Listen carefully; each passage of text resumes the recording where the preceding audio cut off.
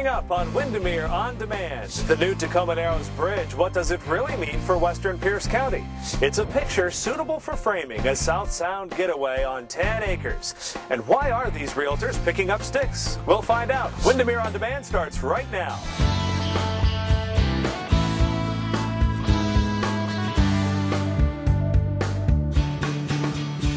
Thanks for joining us for this edition of Windermere On Demand. I'm Tom Lace and glad to have you. Hey, it's August and a great time to build, and that's just what they're doing right here at Great Northwest Homes, Catlin Park neighborhood in Graham. We'll take a closer look in a minute, but first some headlines.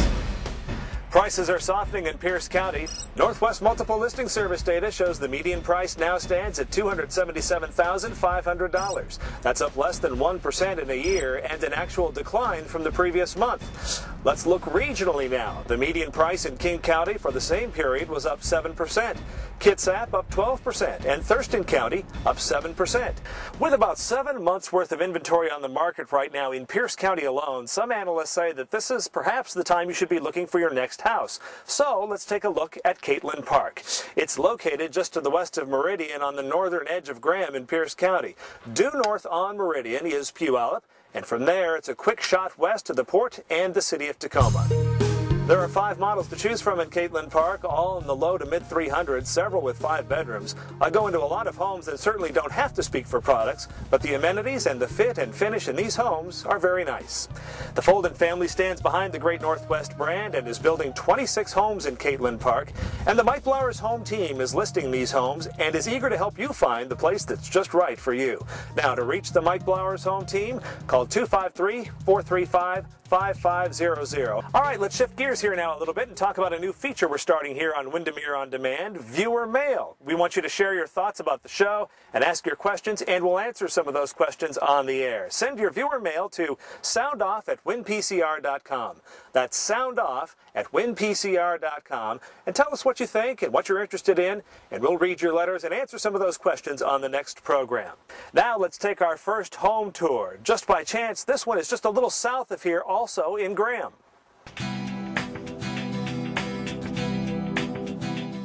Well, when I do sit on my porch early in the morning when the sun rises, I love getting creative ideas from just the surrounding area. It's very inspirational. And for Yvette Dinwiddie, that inspiration is expressed on canvas with paint and brush as she looks out over 10 acres of land and across the road to a large pond where birds, elk, and other wildlife gather. With large trees and open skies, being outdoors is really part of the experience here. Any time outside is a good time. The way I feel about it, I'm quite an outdoorsman, like to camp and fish, and so this is about as close to nature as you can get to without actually going out camping.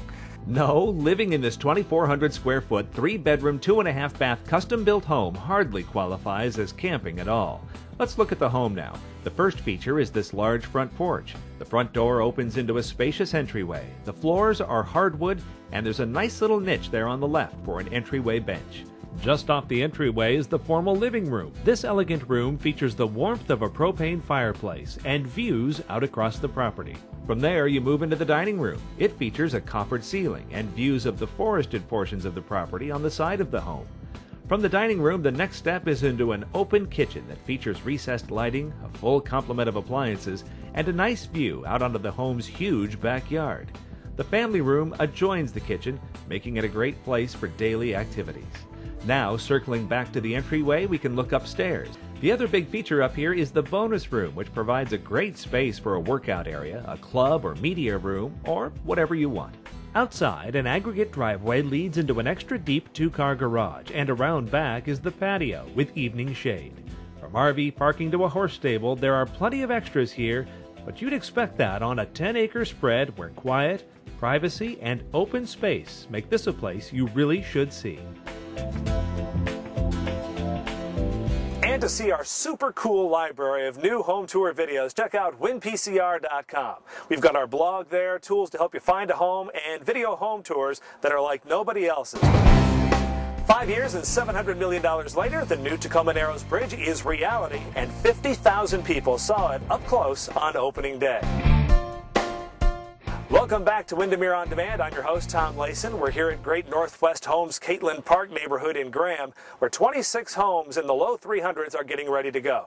Now, you can call the Mike Blowers Home Team at 253-435-5500 to learn more about Catlin Park. Let's talk about the bridge now and its impact on western Pierce County. I talked with Windermere Puyallup Canyon Road designated broker and owner Joe Maxwell for his take on what's next.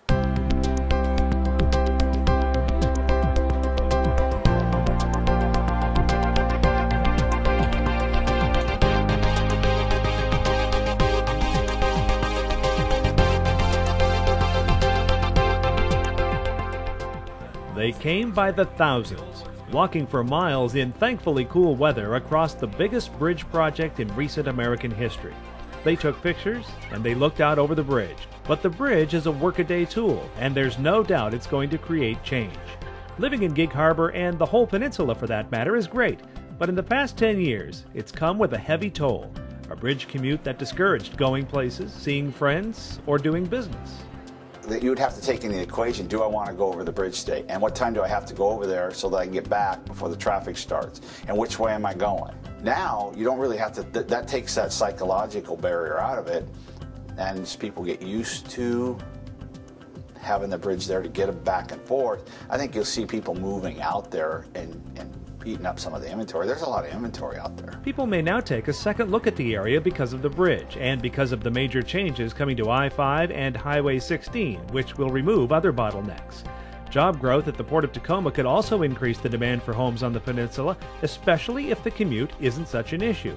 From a policy perspective, though, the bridge may require planners to rethink the county's growth management plan. Residents of eastern Pierce County may start to resist more growth in their area and look at the billions all taxpayers spent on the bridge as a reason to spread the growth around a little more. You know, up here on the plateau, South Hill Puyallup and Bonnie Lake, those are wide open for it. And when they wrote the Growth Management Act in '95, that's where they wanted the growth to go. In '95, no one thought about the bridge.